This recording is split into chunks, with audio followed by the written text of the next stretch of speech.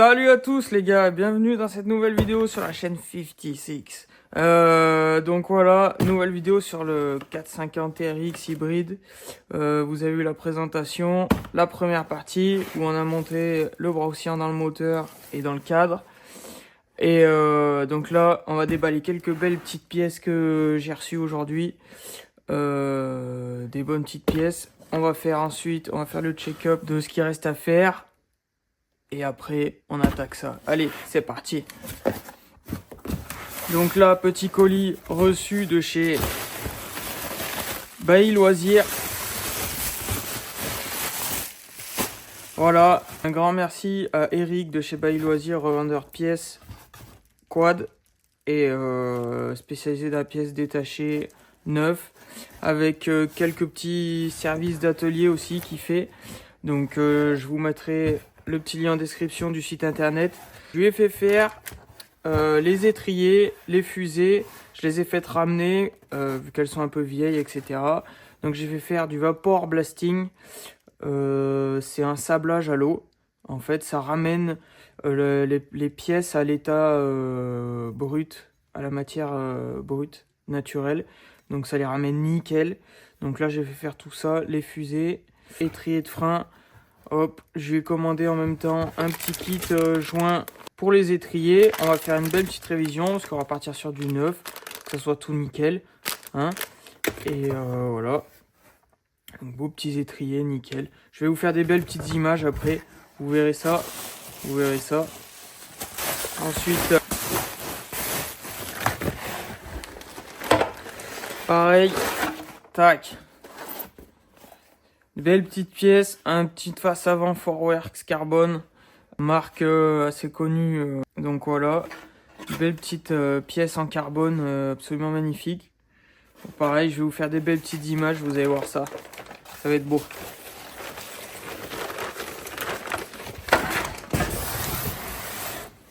Et là, petit colis, donc gros colis même.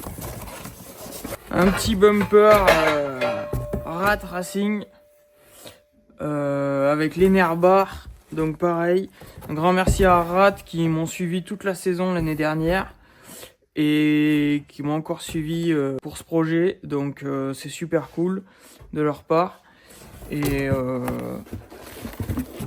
voilà, les petits cale-pieds emballés. Là, ça va accrocher. Là, ça va être propre. Pareil, je vais vous faire des belles petites images de près de tout ça. Et ensuite, on va repasser sur le moteur. On va faire la petite liste, le check-up. Et c'est parti.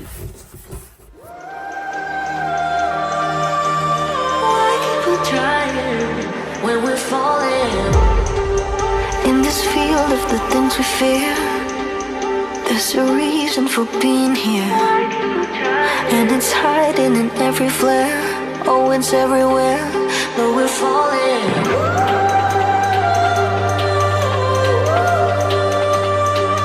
When we're falling.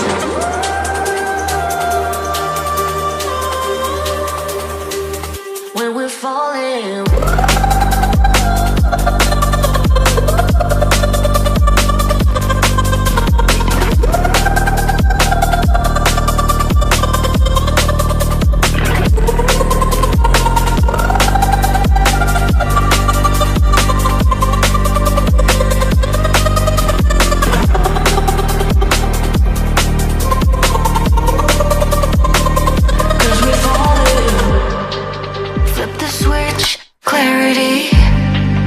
I'ma strive for infinity, living for the adversity. Can't get rid of me, I'm not falling. Why keep on trying? I'm not falling. Why keep on trying? Why when we're falling.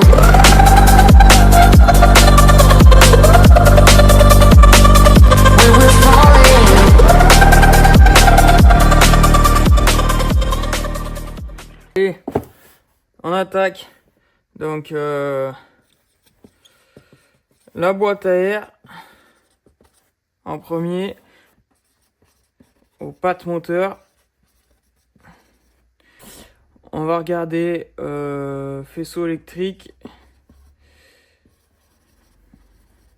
faisceau élec, le réservoir,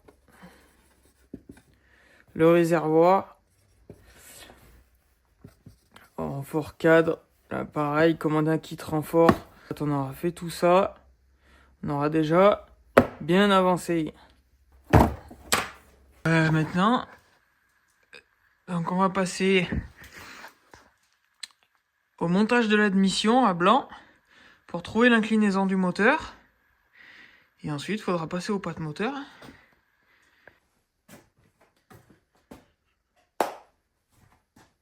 Pour l'admission, plusieurs critères. Qu'est-ce que je vais choisir? Pourquoi? Je vais tout vous expliquer. Et ensuite, on verra si ça fonctionne. Mais l'admission, c'est un gros problème. Soit on peut faire un peu à l'américaine, le filtre à air directement attaché au manchon d'admission avec une bride, avec une boîte à air, on va dire une semi-boîte à air, un peu à la full custom. Soit on peut adapter une boîte à air, sur Honda par exemple, une boîte à air de VTEC, ça peut se monter. Sachant que les boîtes à air de VTEC, c'est, en gros pour vous expliquer, c'est une boîte à air tout en longueur, vachement longue, ronde, avec une ouverture par le derrière. Après on peut essayer d'adapter une boîte à air TRX du coup 2006 et plus avec la bride JB Racing par exemple. Moi j'ai une boîte à air 2005, donc moi je vais essayer de faire avec ce que j'ai. Donc je vais prendre une boîte à air 2005. Pourquoi je veux une boîte à air origine? Parce que j'ai déjà fait le test, mes quads précédents, donc je roulais sur 4,5 avec FZR, avec un capot de boîte à air green. Donc ça veut dire boîte à air ouverte qui respire assez d'air, mais double filtre à air plus un capot green. Déjà, du coup c'est beaucoup plus pratique de changer les capots et du coup le filtre à air dure beaucoup plus longtemps. C'est plus simple. Pour les endurances par exemple c'est pas mal. Il y a double filtration, donc beaucoup moins de risques que le moteur avale de la merde. Et en plus de ça, une boîte à air ouverte, c'est beaucoup de résonance, et ce qui fait qu'au sonomètre c'est compliqué. Tout le monde sait qu'en France le sonomètre c'est compliqué. Ce que je veux moi c'est une boîte à air fermée, parce que j'ai déjà fait le test sur mon YAM. Entre une boîte à air ouverte et une boîte à air fermée avec la même ligne d'échappement, la même configuration, juste un capot, ça change totalement la donne. Moi, pour un exemple, sur mon YAM, j'avais silencieux de SXF, capot green, ça fait 2 ans que je roule avec ça. Le sonomètre, je passe entre 107 et 109 décibels. Donc on est large. Pour la ligne d'échappement, en fait, sur le CRF, beaucoup commencent à mettre sur les protos des doubles lignes. Moi, j'ai pas envie de passer en double échappement. Si je peux adapter ma boîte à air et garder qu'un seul silencieux, c'est moins de boulot et tout aussi efficace. Donc, c'est l'objectif. Je vais passer là-dessus. Donc, c'est pour ça, là, on va attaquer l'admission. Je vais essayer d'adapter la boîte à air et en espérant que ça fonctionne. Et sinon, au pire des cas, autre solution, si ça fonctionne pas, on pourra essayer de passer sur une boîte à air en alu, dans ce cas-là, une boîte à air sur mesure. Mais ça, on verra par la suite. Bon, du coup, j'ai monté le corps d'injection, le manchon. Donc le manchon, c'est un manchon de boîte à air de 450 LDR. J'ai monté la boîte à air et du coup, on va faire l'orientation du moteur pour prendre les mesures et faire une adaptation au niveau de la boîte à air. Allez, c'est parti. À l'aide de petites cales en bois, je vais caler le moteur en dessous pour l'incliner, parce que là il est posé sur le cadre.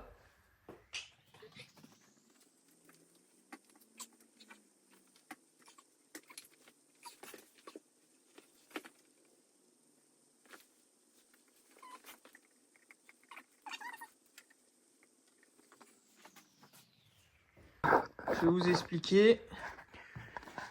En fait, le manchon, là quand on regarde, voilà, il tombe là. Mais si on joue un peu sur la flexibilité, il tombe pile en haut de la boîte à air. Enfin, il va falloir faire une entretoise qui récupère ce diamètre là pour poser le filtre à air là avec une platine qui bouche jusqu'en bas là, toute la boîte à air. Donc voilà, une petite bride de boîte à air que je me suis faite là. Tac, tac, tac. Là, impeccable. Là, j'ai recoupé un peu par rapport à la boîte à air. Et là, c'est parti. On va essayer de monter ça, on va voir ce que ça donne. Là, j'ai fait un semblant de traçage.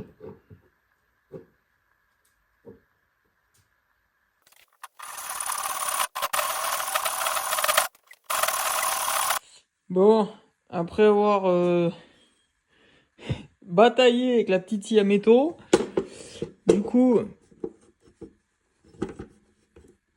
j'ai retaillé un peu pour qu'elle passe. Mais en fait, là, il en manque. Je l'ai pas faite assez longue. Mais bon, c'est volontaire, c'est pour ça que j'ai laissé ça. Donc je vais diminuer ça. Et ensuite, on regardera ce que ça donne. Mais bon, allez, faut que je diminue ça. Ça y est, donc là, on a réduit. Tac, on y a refait propre. Hop. Et maintenant, on va monter ça. On va regarder si ça va. En direct. Là. Là.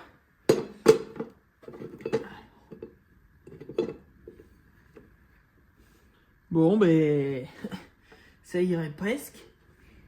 Mais ça va pas. Hein? Ça va pas.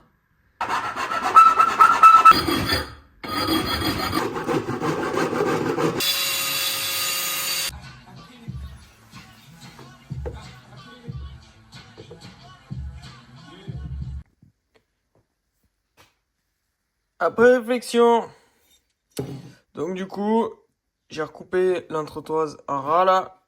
J'ai retaillé l'entretoise en biseau. Ensuite, j'ai fait souder la bride. Et parce qu'en fait, je sais pas si vous avez remarqué sur la vidéo, mais le manchon il arrive en travers sur la boîte à air. Donc du coup, il fallait rattraper ce jeu. Donc le plus simple, c'était de refaire une bride et venir la rapporter sur la bride de boîte à air. Donc voilà, comme on peut voir, c'est tout nickel. Donc voilà, la bride finie. La boîte à air, la base de la boîte à air, c'est fait. Et maintenant, patte moteur. Bon, alors après avoir fait les gabarits pour un coup une patte d'un côté, un coup une patte de l'autre pour les anthrax, j'ai tout filé à mon pote Guitou, que je remercie bien, qui me dessine toutes les pattes moteurs. Il m'a tout fait nickel. J'ai fait imprimer des petites pattes en plastique en impression 3D. J'ai la chance d'avoir accès à ça, donc voilà. J'ai fait imprimer les petites pattes en 3D. Tac, j'ai testé. Et ensuite, une fois qu'on a validé les cotes, et ce que j'ai fait, c'est que j'ai appelé mon pote Blaise et il m'a fait mes petites pattes en alu. Petites pattes moteur en alu, impeccable. Mon pote Blaise, il m'a usiné, donc un grand merci à lui parce qu'il y a vraiment du taf. J'ai repris la visserie du 450 CRF pour là. Là, il a fallu que je commande de la visserie. Là, j'ai fait une petite entretoise derrière. Tac. J'ai trouvé un petit site sympa là, en Italie. Là, ils font de la bonne visserie pour les moteurs, tout ce qui est visserie mécanique. Donc, c'est vraiment sympa. Là, le moteur, il passe vraiment tout fin. Voilà, ça passe tout pile. Honnêtement, le CRF, il rentre au chausse-pied dans le TRX. Là, ça passe très près aussi. La petite patte en face, c'est pareil. Donc là, alors là, je l'ai remeulé un petit peu parce que du coup, je sais pas si on va le voir, mais là, elle est passée très près. Donc j'ai repassé un petit coup j'ai retaillé un peu ici. Et là, de ce côté, par contre, j'ai gardé toute la visserie du CRF. Qui va super bien. Après, j'ai essayé de faire en sorte que la pâte aille avec cette visserie là. Donc c'est top. Les pattes moteurs, mon pote Guitou qui m'a dessiné, donc j'ai fait les gabarits, il a attaqué de me dessiner les pattes de devant. On va faire les premiers tests en impression 3D aussi. Donc ça va arriver bientôt. Là pareil, j'ai commandé de la visserie impeccable. J'ai repris l'axe moteur du CRF qui va très bien. C'est ni plus ni moins, je me suis inspiré du kit JB Racing qu'ils font sur le 4 de 2006. Et je me suis inspiré là-dessus et j'ai repris le même principe. Donc du coup, les petites entretoises que j'ai fait. Là, de l'autre côté, c'est pareil. Voilà, ça va super bien. Ça tape de bien. Là, le moteur est fixé. Donc là, je vais pouvoir attaquer l'adaptation du faisceau électrique. Là, c'est pareil. Le cadre, il était rouge. Maintenant, il est gris. C'est normal. Le cadre, je l'ai fait complètement sablé. Et tous les petits numéros que vous voyez là, et ben c'est parce que j'ai commandé un kit renfort Lone Star. Et donc j'ai mon pote The Anker qui va me souder toutes ces pièces. Donc de mémoire, il y a à peu près 35 pièces à souder sur le cadre. Il y a tous des petits renforts partout, tac tac. Je vous expliquerai quand on fera la soudure, je vous montrerai tout ça. Mais bon, le cadre du TRX est très fragile en cross, donc je vais le faire renforcer. On part de zéro, on repart sur une machine quasiment neuve. Donc du coup, on va faire ça bien, on va faire ça très bien. Je vais passer au faisceau électrique, on va essayer d'adapter ça. Et ensuite, peinture, réflexion moteur, ça c'est pareil. Il y a du boulot aussi, il y a du boulot.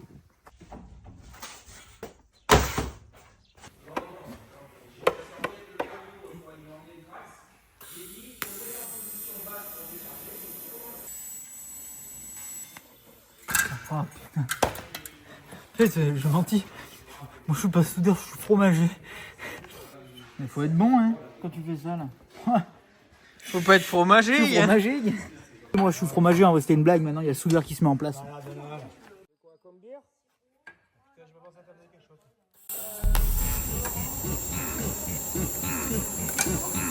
C'est bon.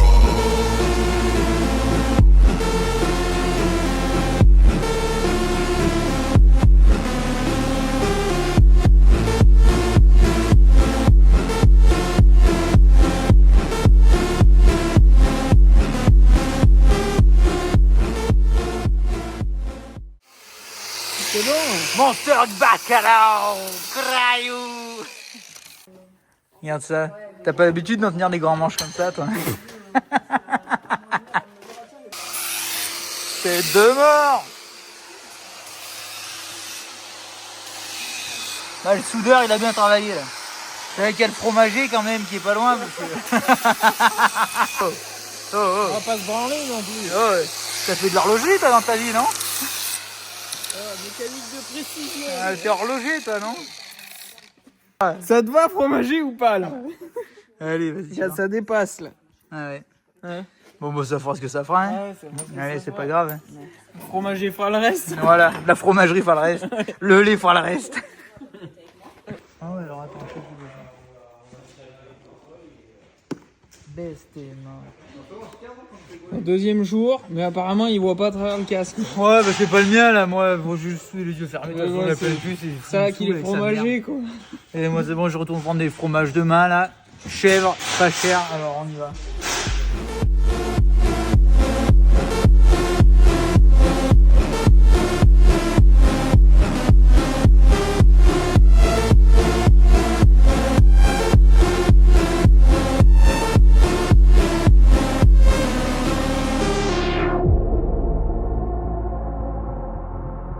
Bonjour, je suis fromager, c'est la dernière soudure, j'en ai plein le cul.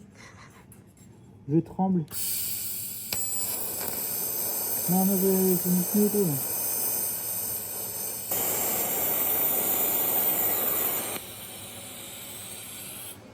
Je suis fromager. Et voilà. Qu'est-ce qu'il en dit le fromager?